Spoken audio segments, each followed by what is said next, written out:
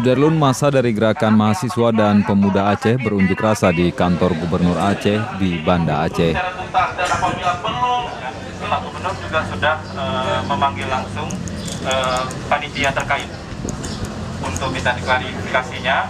Tapi yang jelas, pemerintah daerah melakukan sesuatu itu harus sesuai sama ketentuan. Para pendemo mendesak Gubernur Aceh Dr. Zaini Abdullah mengusut tuntas kasus rekrutmen tenaga kontrak Rumah Sakit Umum Daerah Dr. Zainul Abidin Aceh yang diduga ada indikasi kecurangan. Untuk minta pertanggungjawaban dari Direktur Rumah Sakit. Dalam aksi itu mereka juga meminta pencopotan Direktur RSUD ZA karena dinilai syarat nepotisme. Untuk mengusut semua tindak kecurangan-kecurangan yang dilakukan oleh Rumah Sakit Zainal Abidin pada hari ini.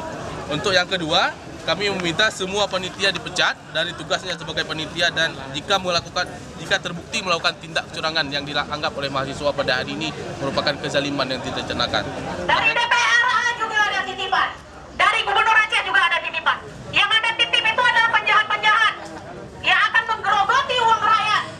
Sementara layanan rumah sakit sangat buruk. Dari Banda Aceh, Harino Ardika, Serambion TV.